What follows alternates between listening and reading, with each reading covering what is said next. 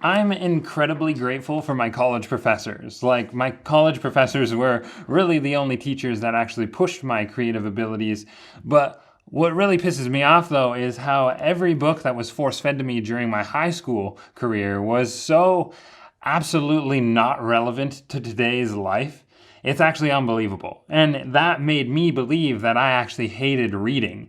And it wasn't until I figured out for me to actually enjoy a book, it had to have useful knowledge, I needed to learn something new, or it's got to be like a ridiculously true spy story.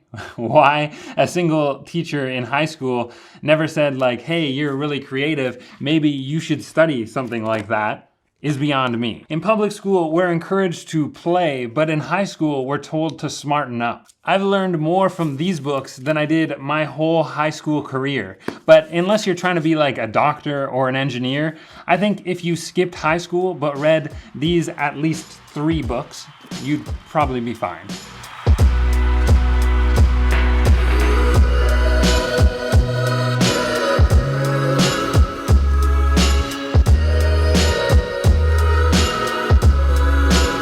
The Third Door is one of the most insane stories I have ever heard. And in this book, the author is about to write a major university medical test, and it's probably one of the most important exams of his university career. But instead of studying 2 nights before the exam, he stays up all night and learns how to hack The Price is Right, makes it onto the show, wins the whole thing, and uses the money to fund this book. He interviews and talks with some of the biggest names in show business, tech, and even the president. But no, not the orange one. This book is a constant kick to the teeth, but one of my favorite takeaways is how luck is kind of like a bus, and it circles around and around, and generally it's far off schedule, but guaranteed to show up at this stop eventually. Think of preparation as your ticket to fare or to board. Without the proper preparation, the proper boarding pass, you won't be getting on this bus anytime soon, but fear not. The one that you may have just missed won't be the last, but the right preparation is definitely required to board. So make sure you're studying your craft, you're creating the work, so that the next time this bus comes to the stop, you'll be boarding for sure. This book has so many fun little life hacks and lessons, but also shows you how to accomplish big things by taking just one step at a time. This is honestly one of my favorite books I have ever read. This book is probably one of the best books I have ever read, and that is The Third Door by Alex Banyan.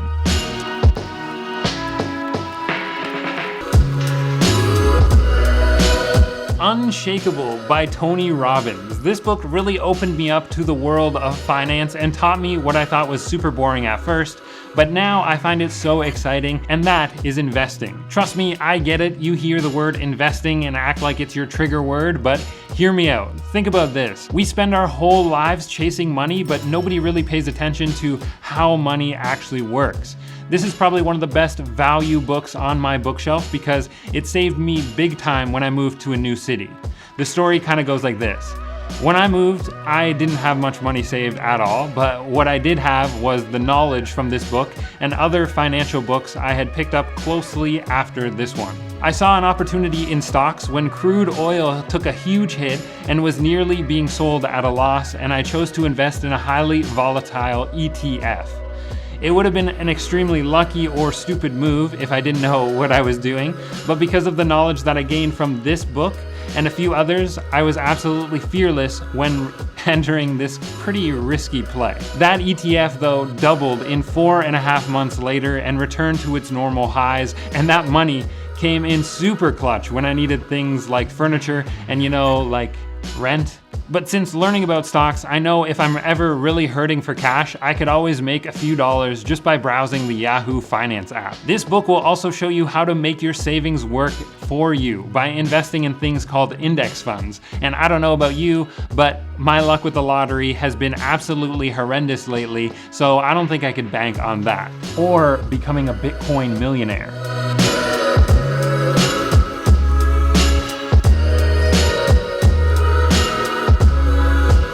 Twila Tharp, The Creative Habit and along with The Creative Calling by Chase Jarvis are two books I bought when trying to piece together some creative exercises we're actually now learning on my show called The Creative Minute, where I make 60-second creative workouts that you can do on the daily to enhance your creativity.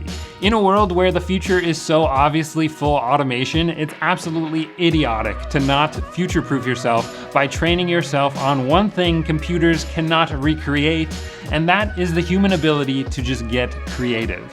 Like my Creative Minute episodes, both of these books are legit processes on how to spark and cultivate creativity. In the future, one thing a computer can never ever end up doing is take one thing that's not designed for something and apply it to something else. Studying creativity is an absolute must, but if you're hurting for money though, I totally get it. Just watch The Creative Minute for free, but you should also skip the Subway sandwich every once in a while and just buy this book. This book, what did I buy this for? $20 Canadian? Ugh. An absolute steal. If you haven't watched my show called The Creative Minute, I'll highly recommend that you check that out if you're somebody who is or just wants to be highly creative. These are things you can do every day that'll actually teach you how to be more creative in your day-to-day life. I hope y'all enjoyed these stories that's shared, and if you have any questions, please leave them in the comments down below. My name's Anthony Jackson, and if you so choose to subscribe, then maybe I'll catch you in the next one.